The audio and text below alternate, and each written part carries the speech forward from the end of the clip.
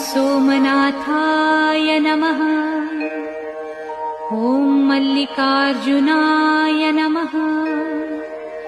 ॐ महाकालेश्वराय नमः।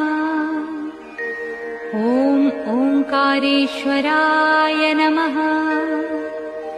ॐ वैद्यनाथाय नमः। ॐ भीमशंकराय नमः। ॐ रामेश्वराय नमः। ॐ नागेश्वराय नमः। ॐ विश्वेश्वराय नमः। ॐ त्र्यंबकेश्वराय नमः।